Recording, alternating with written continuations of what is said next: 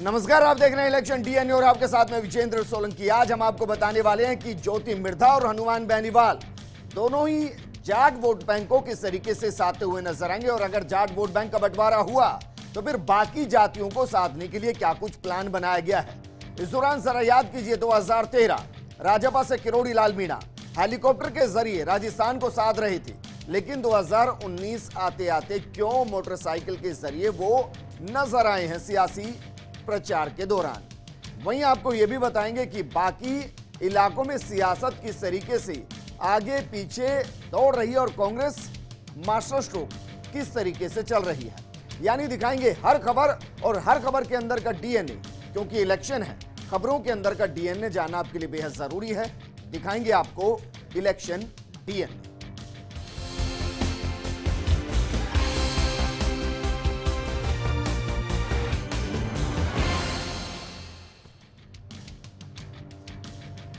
Election DNA की शुरुआत करते हैं एक ऐसी सीट के साथ जो हॉट सीट में से है, क्योंकि यहां पर उम्मीदवार एक ही जाति से। अब ऐसे में उम्मीदवारों के लिए खुद की जाति के वोट को साधना सबसे बड़ी चुनौती रहने वाली है।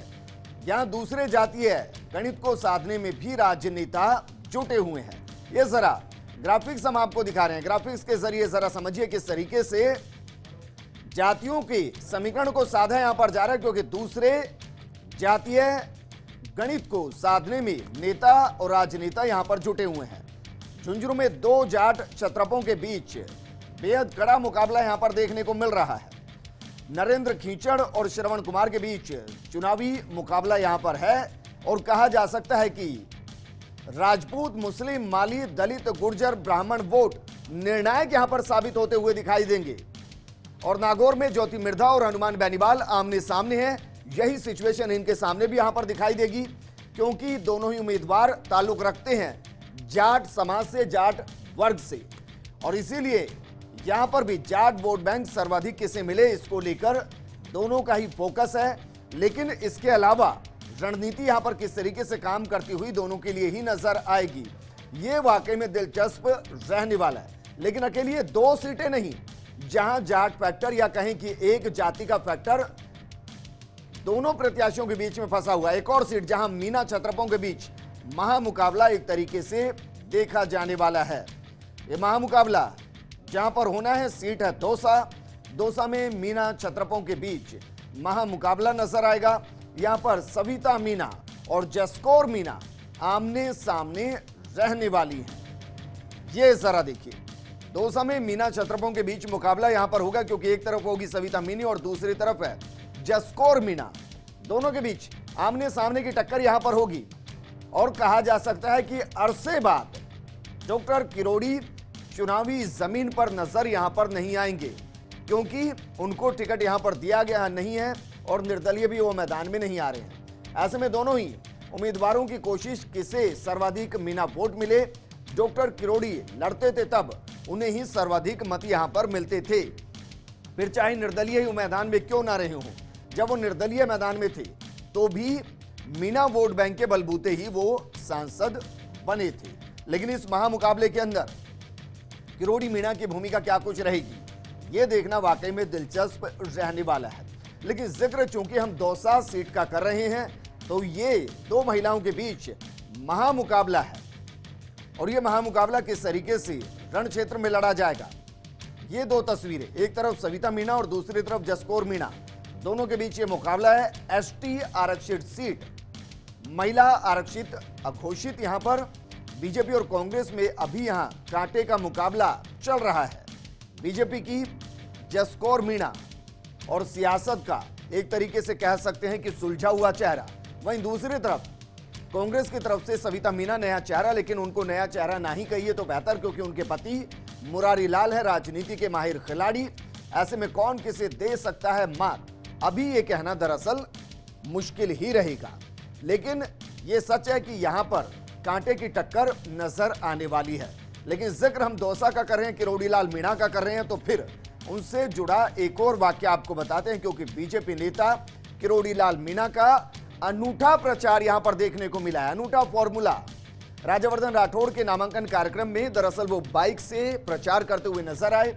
राजनीतिक गलियारों में अब नई गपशप किरोड़ी लाल मीणा को लेकर शुरू हो गई है और कहा जा रहा है क्या इस बार हेलीकॉप्टर की बजाय बाइक से बीजेपी का प्रचार करते हुए किरोड़ी लाल मीणा नजर आएंगे।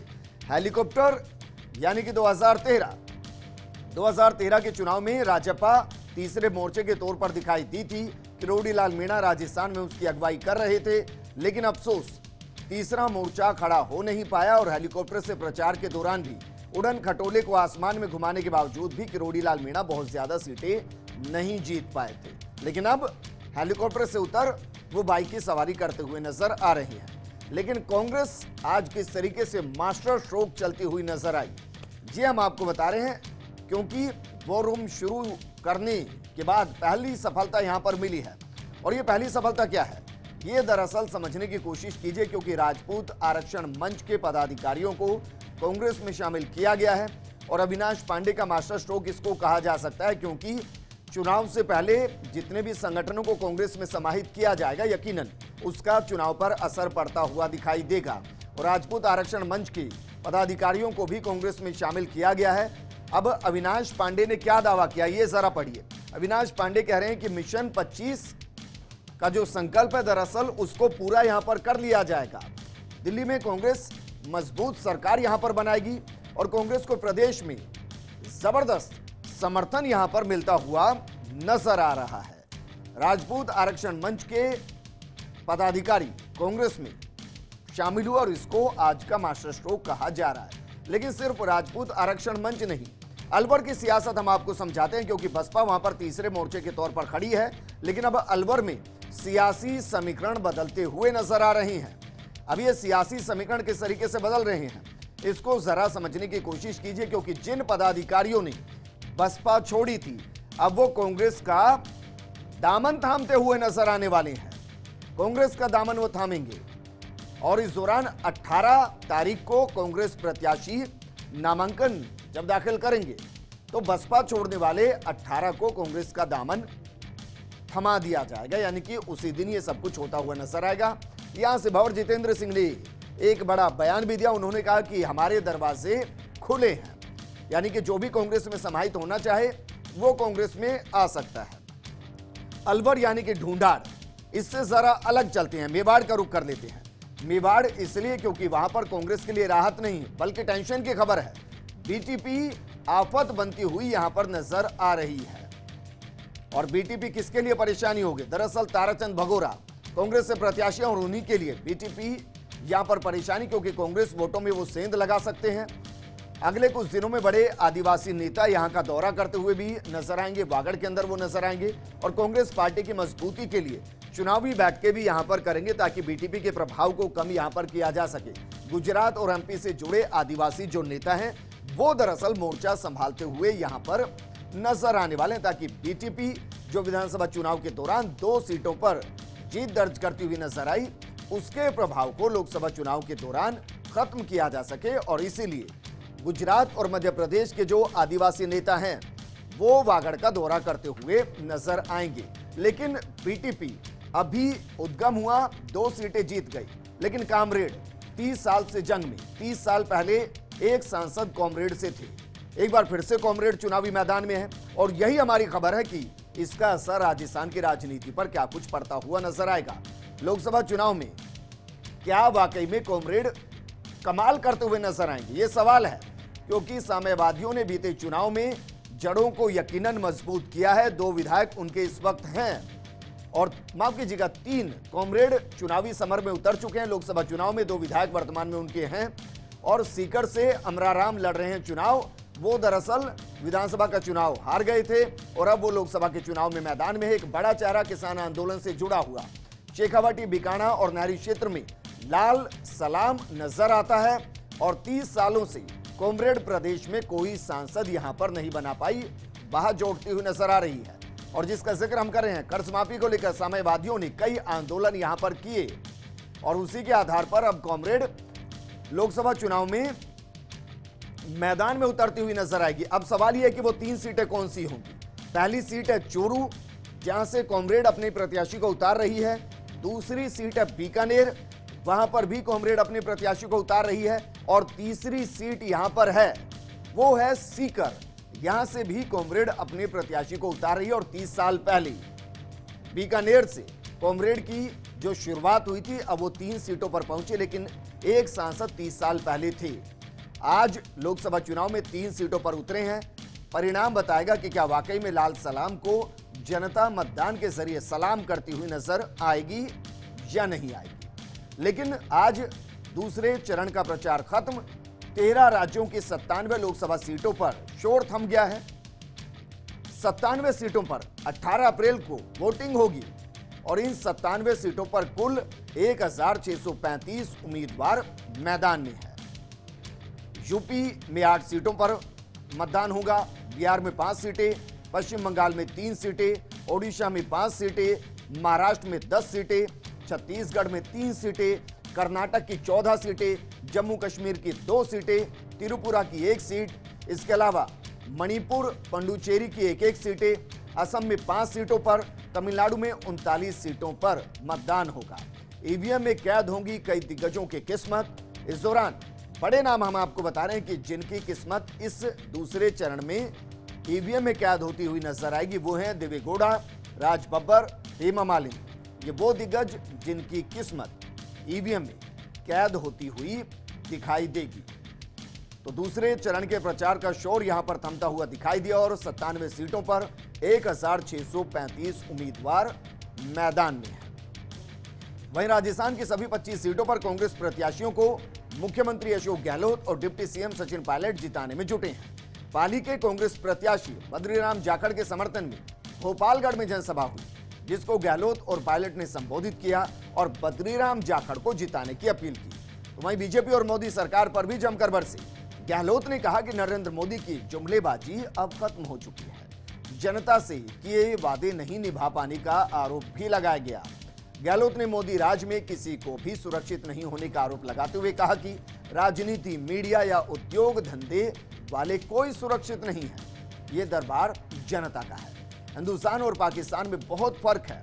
मोदी सरकार में अनुभवहीन लोग हैं। सैनिकों के बलिदान को भूलना नहीं चाहिए, फिर चाहे वो मारवाड़ के हों या फिर कहीं और के।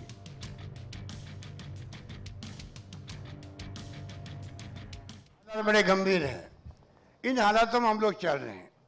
इसलिए मैं आपको अपील करना चाहूंगा कि जनता बहुत दुखी है, लोगों में आक्रोश है, पर माहौल भय का है, घृणा का है, नफरत का है, हिंसा का है। पता नहीं मोदी जी के राज में क्या हो जाएगा। कोई सुरक्षित महसूस नहीं कर रहा है।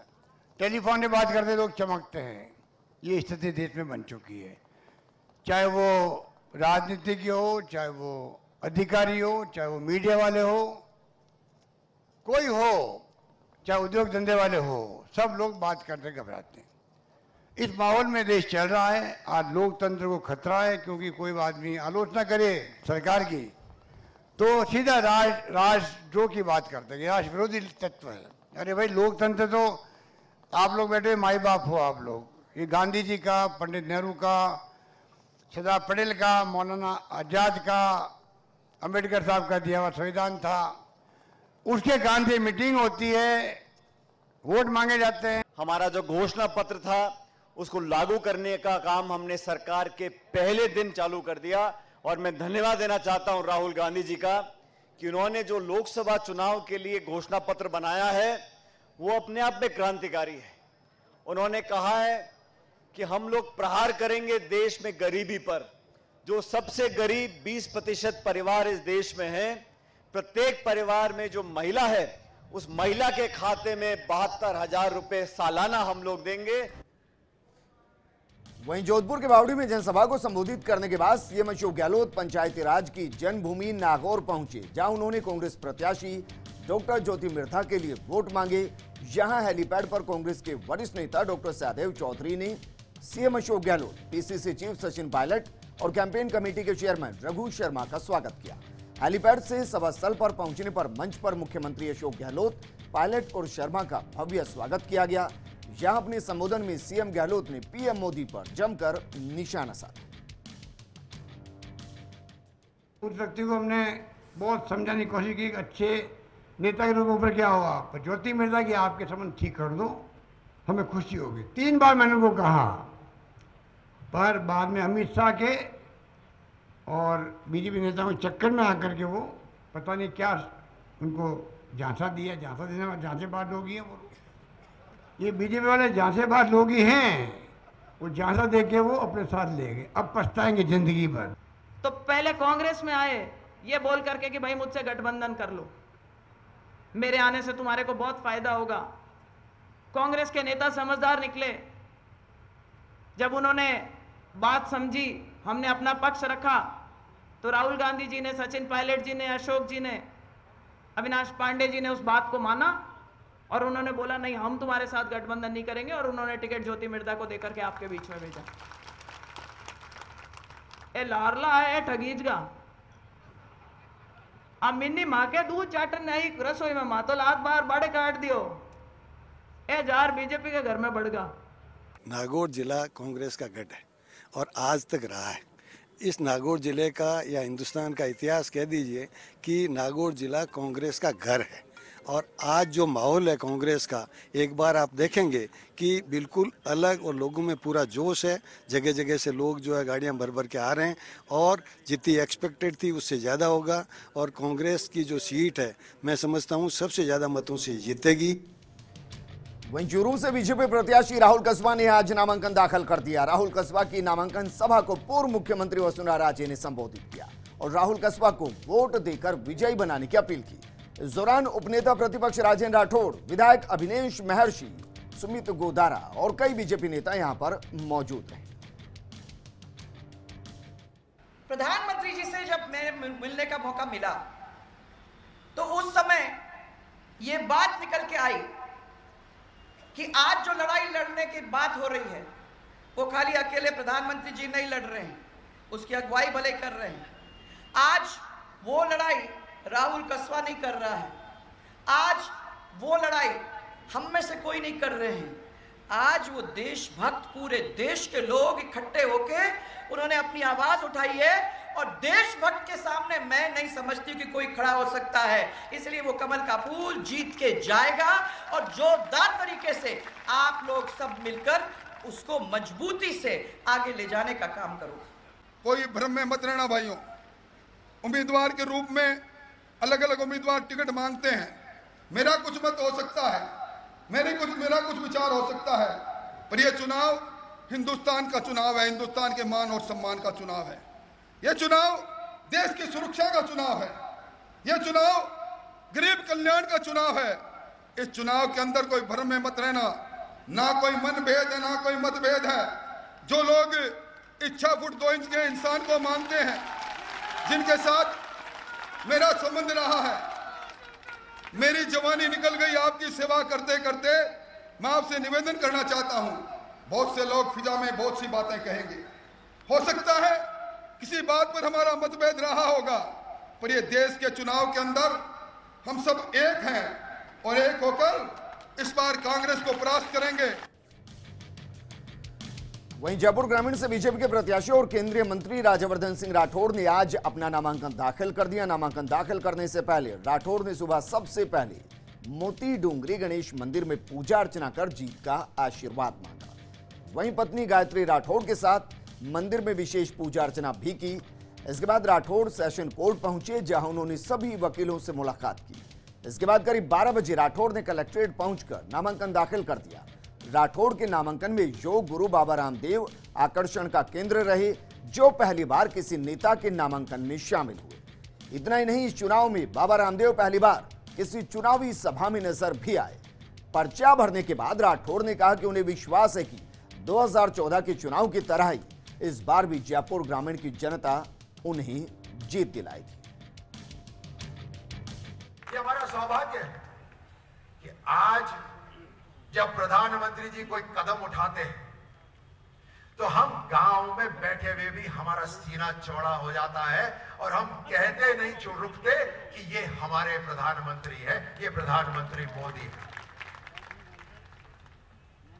आज देश मजबूत हो रहा है हर तरफ से और इतने सालों का भ्रष्टाचार, उसके ऊपर हमला हो रहा है। मैं इसलिए इनको प्यार करता हूं। ये सेना में थे तो वहां भी जोर से दुश्मनों को ठोकते थे, जब खेल के मैदान में थे तब भी वहां पर सफलता के नए नए इतिहास घड़ते थे। आज राजनीति की तो क्या ये कहा जाए कि आज जयपुर ग्रामीण में राम राज नजर आया?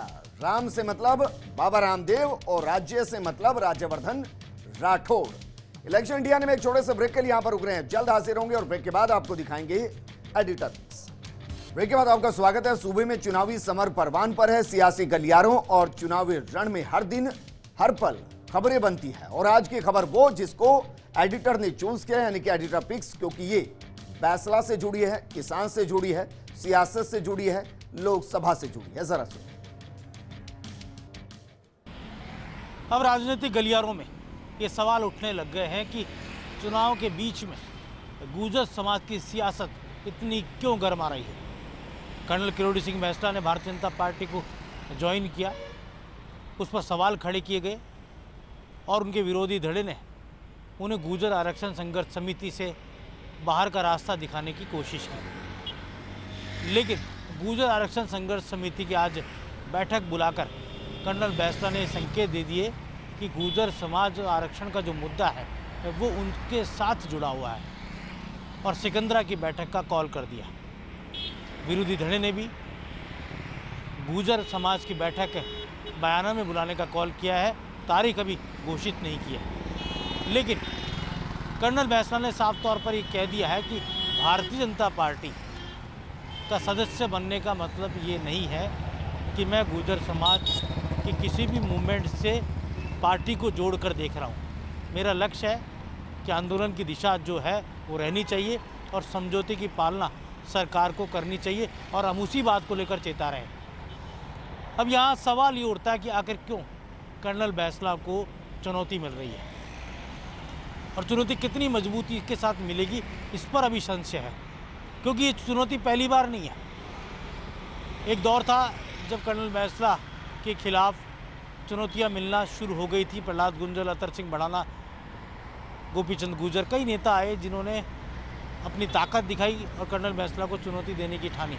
लेकिन क्योंकि वो फौज में रहे हैं, रणनीति के मुताबिक चलते हैं और उन्हें जब भी चुनौती मिली उन्होंने एक अलग रास्ता निकालने की कोशिश की और विरोधियों को ये जता दिया कि नेता तो वही है और मूवमेंट करना और मूवमेंट को सफल बनाना और सरकारें उन्हीं से बात करें, ये करवाया जाना भी कर्नल बैंसला को आता है।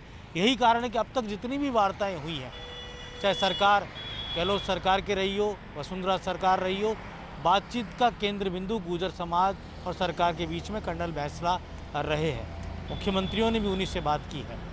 तो इस लिहाज से गुर्जर समाज ने जो आंदोलन आरक्षण को लेकर लड़ा और जो लड़ाई आज भी जारी है, उस आरक्षण की आंदोलन की लड़ाई को किस दिशा में लेकर जाना और इसको सर्वाधिक चर्चा के तौर पर पूरे देश में दिखाया जाना, ये भी कर्नल बैंसला की रणनीति का हिस्सा था। और यही कारण है कि गुर्जर समाज ने आरक्षण की जो जद्दोजहद की उसे पहचान मिली। यहाँ पर अब सवाल ये खड़े किए जा रहे हैं कि वो एक दलगत राजनीति की ओर बढ़ रहे हैं और दलगत राजनीति के कारण अब उन्हें गुर्जर समाज के आंदोलनों से अलग होना चाहिए। लेकिन यहाँ सवाल ये भी है कि क्या दूसरे नेता भी किसी दल से जुड़े हुए नहीं हैं क्या? इलेक्शन इंडिया में आज के लिए फिलहाल इतना ही, लेकिन आप बने रहिए फर्स्ट इंडिया न्यूज के साथ और सोमवार से शनिवार 9:26 पर देखिए इलेक्शन डीएनए। नमस्कार।